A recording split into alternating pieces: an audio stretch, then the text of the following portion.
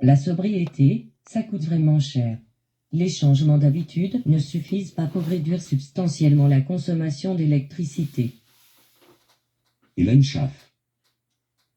Si démarrer son lave-vaisselle à minuit ou baisser le chauffage, comme le suggère le ministre Pierre Fitzgibbon peut être souhaitable, la sobriété énergétique nécessitera de bien plus grands gestes, pour lesquels tous les Québécois n'ont pas les moyens financiers. À peine quelques jours après sa nomination, comme ministre de l'Énergie et grand stratège d'Hydro-Québec, Pierre Fitzgibbon demandait aux Québécois d'aider à contrer la pénurie d'électricité que vit le Québec en étant plus économe. Nous ne sommes pas sobres dans notre consommation, avait-il plaidé. Nous, comme consommateurs, aussi peut-être, il faut changer les habitudes. Peut-être, laver la vaisselle, bon, on la fera à minuit. Mais le message du ministre est-il réaliste? Les petits gestes en période hors pointe sont futiles. Le seul moyen de faire de l'efficacité énergétique, c'est de conserver la chaleur, mentionne Emmanuel Cogrove, directeur de l'OBL Cohabitation. Optimiser l'habitation. Pour comprendre comment réduire la consommation énergétique d'une résidence et les programmes offerts par le gouvernement, le journal a suivi une visite d'évaluation offerte par un expert en efficacité énergétique. Test d'infiltration de l'air, système de chauffage, visite des combles, chauffe-eau, ventilation, isolation, tout y passe. Mélanie Gravel-Labelle, superviseur technique chez Expert Bâtiment, le confirme. Il faut optimiser l'habitation pour réduire le chauffage puisqu'il représente près de 60% de la facture énergétique d'un logement. Il suggère ainsi plusieurs améliorations et subventions du programme gouvernemental Reno Climat destiné aux propriétaires. Vient ensuite le programme Éconologie. C'est le programme normalement destiné aux locataires à faible revenu.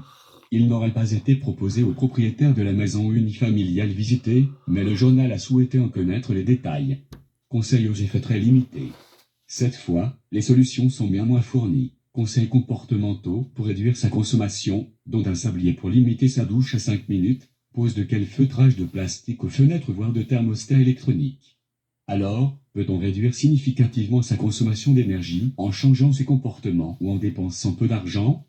Non, répond M. Gravel-Labelle. On ne va clairement pas à côté un investissement de 10 à 15 000 $, indiqua-t-il. On pourra atteindre environ 5% d'économie avec les conseils du programme Éconologie et le feutrage des fenêtres. Guillemets fermant. Nous avons posé la même question à l'organisme Cohabitation, spécialiste du sujet.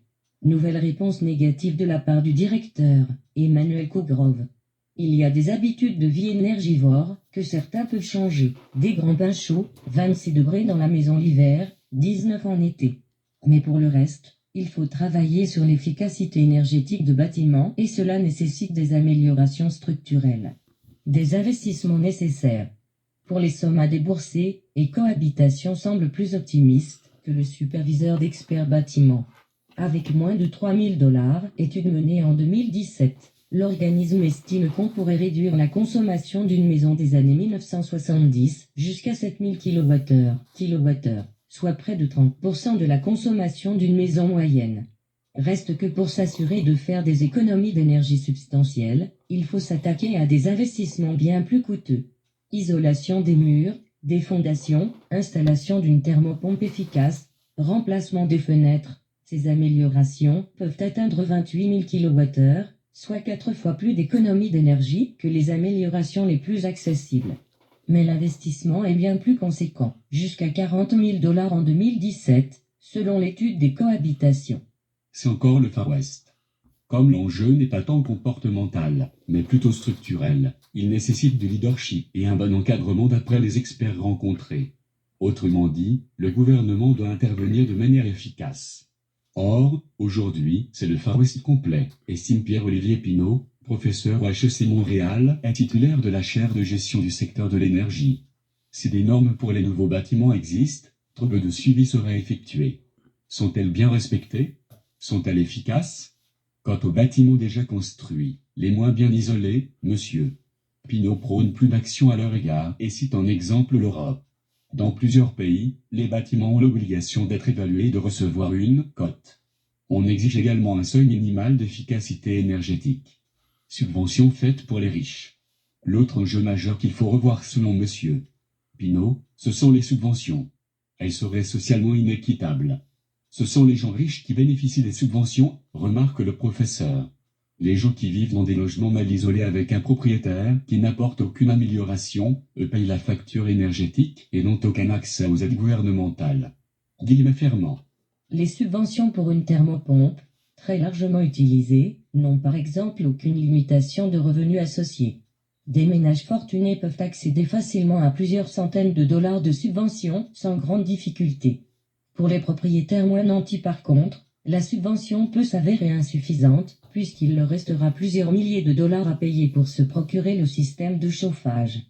Quant aux ménages locataires, les propriétaires d'immeubles ne sont pas tenus d'offrir un niveau minimal d'efficacité énergétique, ni d'apporter des améliorations au logement.